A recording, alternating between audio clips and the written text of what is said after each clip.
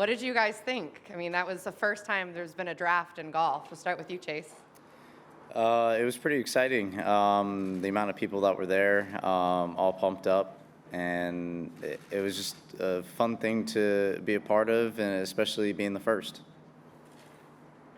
I thought it went really well and was interesting because I'd never been a part of something like that, but trying to stay consistent with the deep history of the high flyers. I wanted to really mix young with old, have a youthful energy combined with older experience, and I feel like our team reflects that.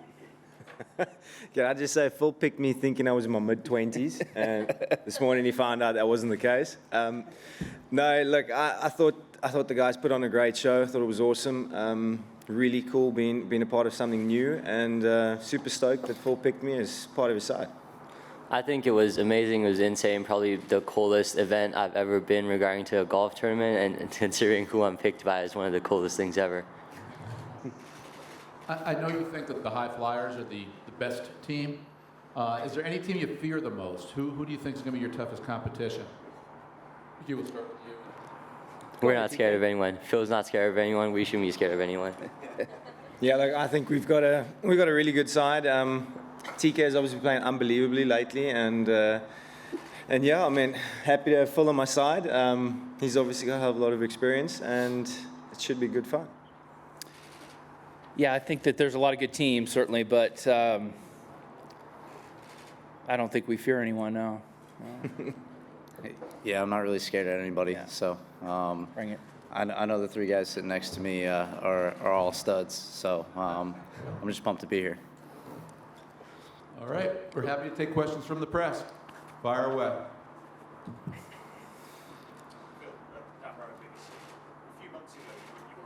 Can you use the microphone, please? Apologies, sorry, Phil. Dan Rowan, BBC News. A few months ago, you were reported as describing the Saudis as scary. What did you mean by that? And if they're that scary, why are you here, given that they're bankrolling this tournament? Well, certainly I've said and done a lot of things that I regret, and I'm sorry for that and for the hurt that it's caused a lot of people. I don't condone human rights violations at all. I don't think nobody here does throughout the world, and I'm certainly aware of what has happened with Jamal Khashoggi, and I think it's terrible. I've also seen the good that the game of golf has done throughout history, and I believe that LIV Golf is going to do a lot of good for the game as well. And I'm excited about this opportunity. That's why I'm here. But isn't there a danger that you're also being seen as a tool of sports washing, an attempt to try and improve the image of a human rights abusing regime through sport, and that ultimately you could be seen as a Saudi stooge, and that could tarnish your legacy? Is that you comfortable with that? I said earlier, I don't condone human rights violations. I don't know how I can be any more clear. I understand your question. But again, I love this game of golf. I've seen the good that it's done, and I see the opportunity for LIV Golf to do a lot of good for the game throughout the world, and I'm excited to be a part of this opportunity. Phil, you also spoke about leverage. You used the word leverage, and here you are sitting representing the very people you were using to leverage. How do you explain that? I've really enjoyed my time on the PGA Tour. I've had some incredible experiences, some great memories, and I have a lot of strong opinions on things that should and could be a lot better. One of the mistakes I've made is voicing those publicly. So I will really make an effort to keep those conversations behind closed doors going forward. I think that's the way to be the most efficient and get the most out of it. Phil, can you just clarify? You've apologised again just now. Can you just clarify what you're apologising for? Is it you're sorry for speaking the truth about the Saudis, or are you sorry for the shameless hypocrisy of taking their money anyway? I understand that many people have very strong opinions and may disagree with my decision. And I can empathize with that.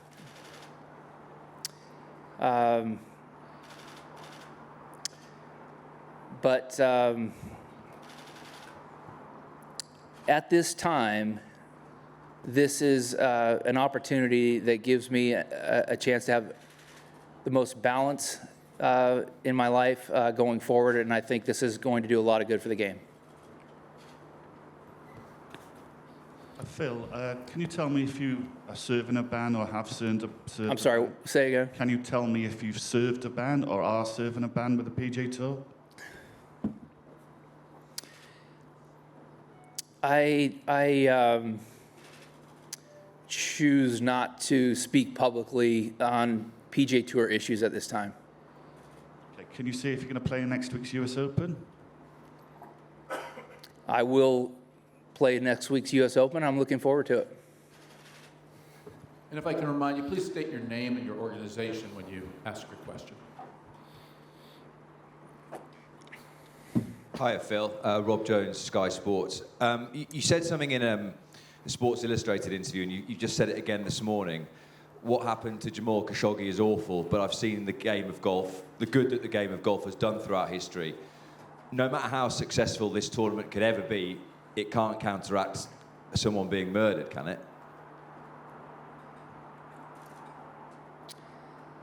No, nobody here condones human rights violations, and nobody's trying to make up for anything.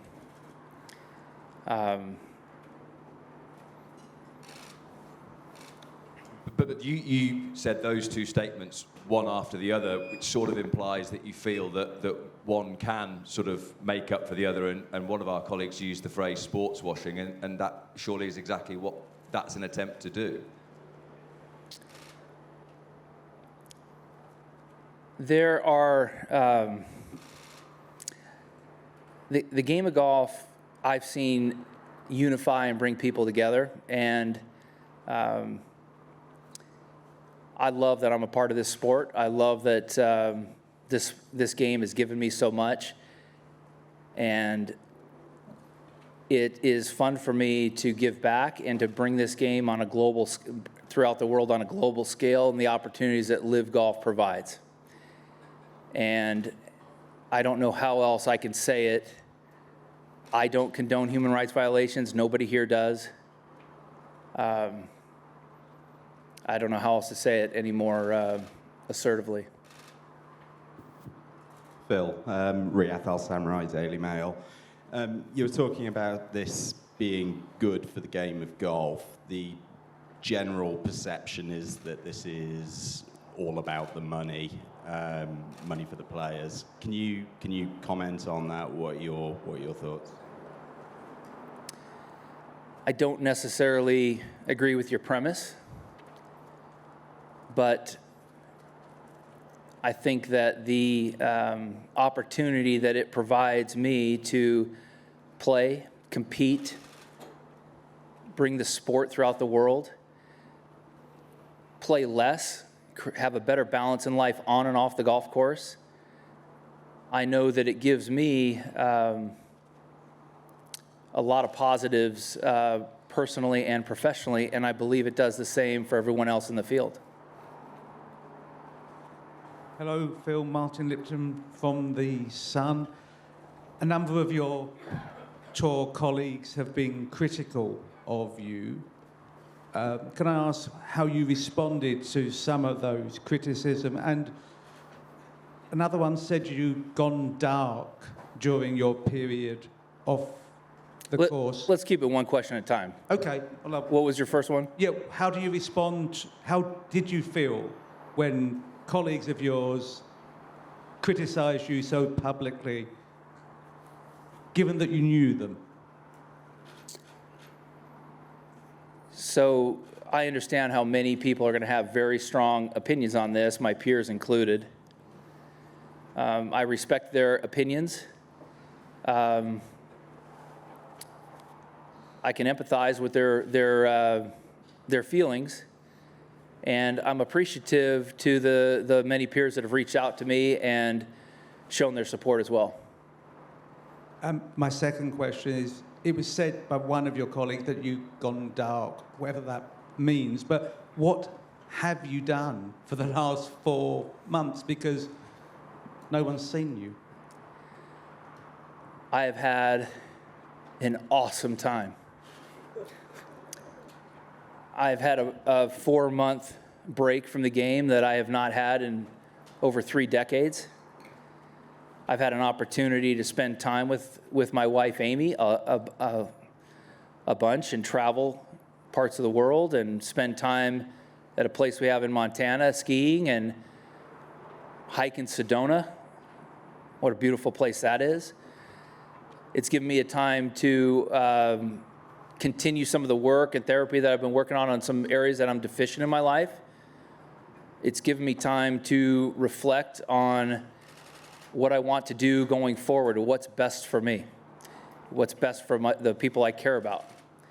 And this is an opportunity that allows me to still have golf in my life, but also have a balance where I can be more present, I can be more engaged with the people I really care about. And that is why when I think about being a part of LIV Golf, I feel so good about it. Rick Broadbent from the Times, Phil.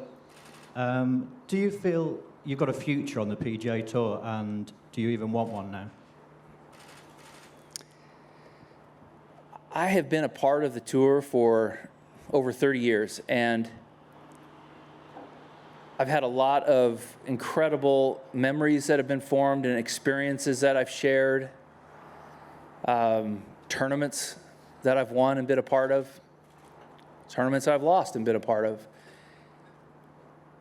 I also, and I've gained a lot. I've received a lot from the PGA Tour. I'm very grateful for that. I'm grateful for everything the PGA Tour and the game of golf has provided for me and my family. I've also worked really hard to contribute and try to build and add value to the tour during my time there. And I worked really hard to earn a lifetime exemption. And I don't want to give that up. I don't believe I should have to. I don't know what that means for a future, but I don't know what's going to happen. But I've earned that, and I don't plan on just giving it up. Hi, Phil. Ian Carter from BBC. When your comments to Alan Shipnuck were made public in February, how much of a turning point did they prove in your life? How much of a jolt was it to you? Because clearly you disappeared from public life, and I just wonder what you've gone through in that process over and above, obviously, the travels that you've described. So I shared with you all that most of what I've done during that time, and regarding anything with Alan, I really don't have any comments at this time.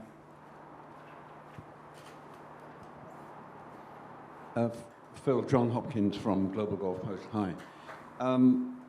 How long did it take you to decide that when you were going to end your hiatus, and what made you, if that's not the right word, and what made you choose to end it here? It came down to how I felt when I would think about playing again. And Amy and I were talking one day, not too long ago, about the possibilities or the options that we had. And I found myself excited to play golf again when I talked about LIV Golf, the team aspect, the different format, as well as the opportunity to have a little bit more balance. I've played a lot of golf over the years, and when I finally stepped away and took a break, I realized that I needed to have a little bit, I guess, better balance. I've said it a few times.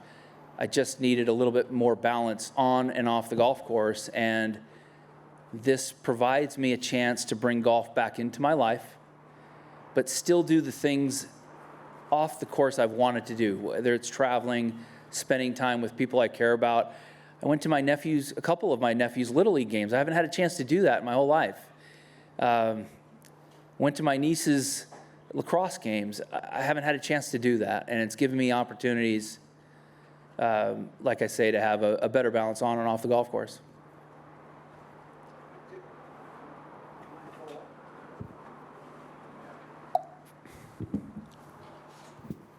Sorry, but do you realize that the more you emphasize that sort of stuff, the more people will say, have you really done your penance? I understand that people may not agree with my decision to play LIV Golf, my timing.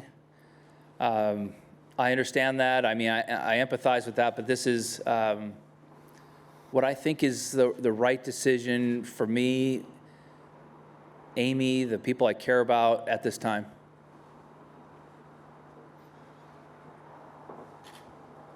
Hi, Rob Harris from Associated Press. Sorry about the other guys that so much is focused on Phil. I just wanted to ask, if you were a young player now and not selected for LIV, is there a danger that this free agency world would create uncertainty, reduce the value of PGA rights? You wouldn't have earned all you could do. You wouldn't have had the opportunities. And is that a risk that LIV Golf presents to golf more broadly in terms of the chaos of free agency? Who are you? To you, yes. Oh, you're direct. Oh, sorry, I wasn't listening. I thought you were talking to the other guys. Sorry. I didn't mean to monopolize. I'm sorry, guys. Would you ask that one more time? I wasn't paying attention. I say, particularly on the shake-up that LIV Golf is causing. If you were a young player now, you weren't selected for LIV Golf, is there a danger that this whole series would, and still can do, reduce the value of PGA rights because there's uncertainty with free agency, even if you were still able to be on the PGA Tour, where you turn up to, which events you'd be at? Honestly, you've lost me. There's too much speculation in there. I don't know where to go with that. Sure, okay, I'll follow up. I just want to ask on the decision, did you consult any human rights groups? And beyond Khashoggi, what are the human rights violations you're particularly referring to when you acknowledge those?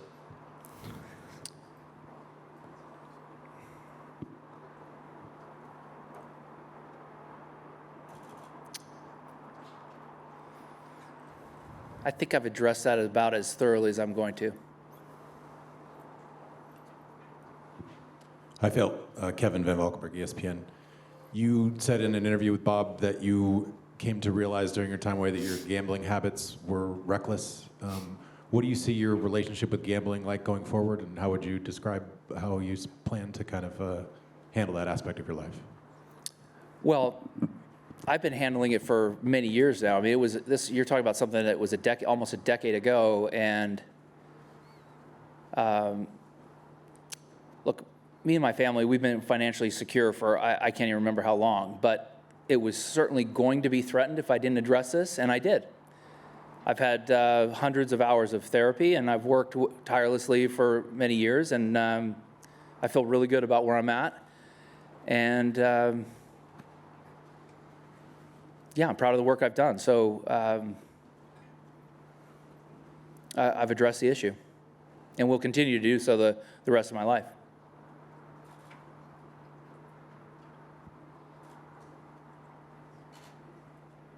Hey, Phil.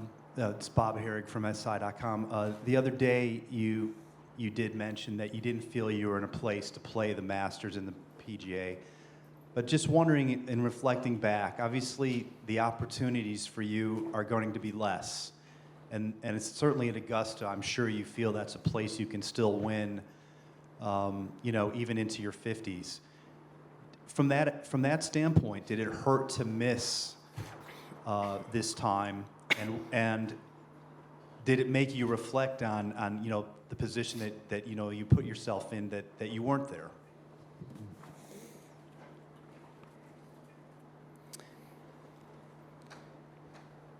Every day of the Masters, I skied in the morning, and I watched the tournament afterwards. I enjoyed watching it.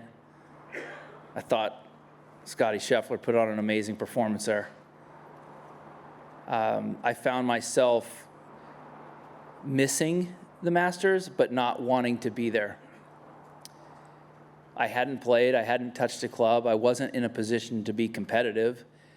But I will always love that tournament, and if I'm not there, I'll always miss it, but I didn't have a desire to be there.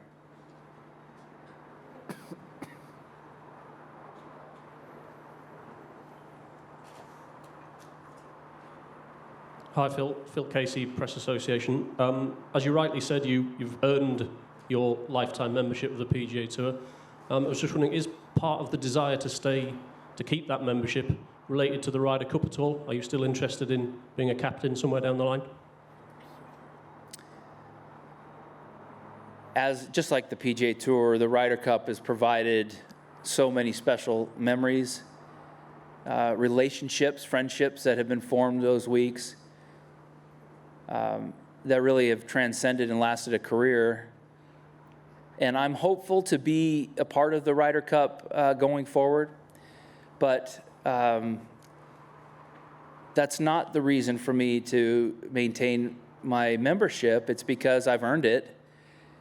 I believe all players should have the right to play whenever and wherever they want, which is consistent with being an independent contractor.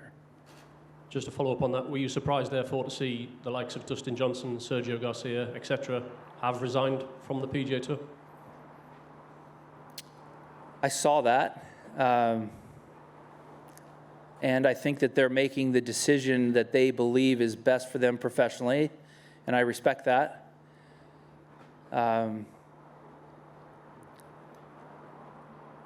As a lifetime member, I'm not required to play 15 events. I don't have to play any. I can play one. And so I don't see the reason for me to give that up. Phil, Ian Carter, BBC, once again. How big a disappointment was it to you to not, for whatever reason, behind your decision to defend your PGA title at Southern Hills? It was made clear to me through extensive conversations that I was able to play if I wanted to. I wasn't ready to play and compete. I hadn't practiced. I'd played a couple rounds, but I wasn't sharp. I didn't feel like I was ready. But it was made clear that I had the option to, and I just chose not to. And just like the Masters, I certainly enjoyed watching it. I missed being there, but I didn't have a desire to be there.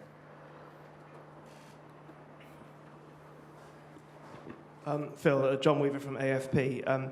You said you didn't want to air problems in public, and you mentioned problems with the PGA Tour. Are you prepared to give any sort of examples of what those problems are? What are the main problems with the Tour as you see them? That would be counterintuitive to what I just said about not talking about them publicly. No, I just wondered if you would give one or two overarching issues that you think need to be tackled, but you're saying you don't want to go into that at all. I'm learning from my mistakes. And just secondly, what are you expecting to be punished by the PGA Tour for appearing at this tournament? Again, that would be commenting on a PGA Tour matter. I don't know what's going to happen, but I'll deal with that with the tour privately. We've got time for about another one or two questions, and just a gentle reminder, there are other golfers at the table. Hi, Phil. Matt Chivers from Golf Magic. Say if you were to play in the US Open next week and actually win it, how would you think that victory would be received compared to your win at the USPGA last year?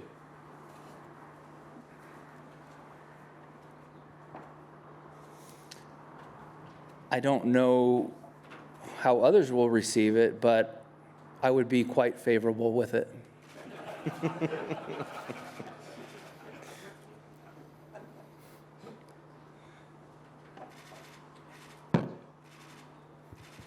Hi, I've actually got a question for everyone else as well, but I'm going to ask one to Phil.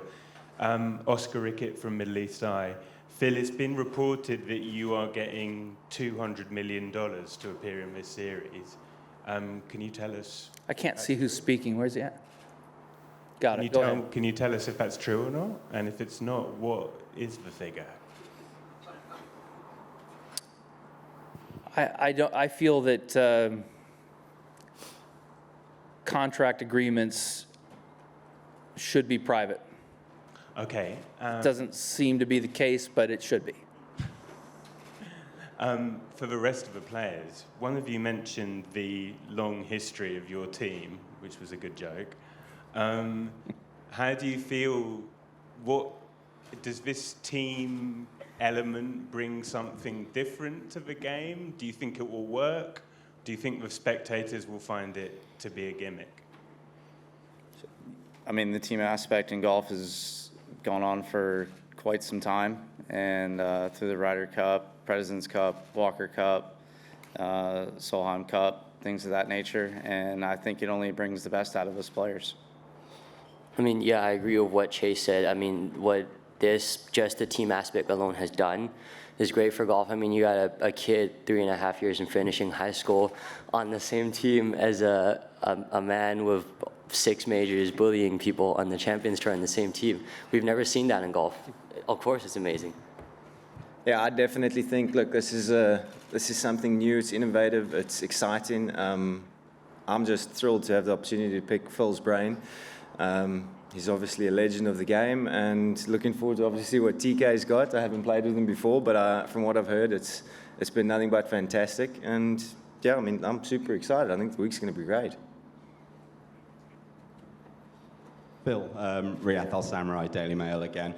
Just curious, you wouldn't confirm or deny if you were banned or currently serving a ban. Is there a particular reason why you won't confirm that? Because presumably if you weren't banned, you would just say so. If I were to confirm or deny or speak at all on that issue, I would be speaking publicly on a PGA Tour matter, which I choose not to do at this time. Ladies and gentlemen, thank you very much.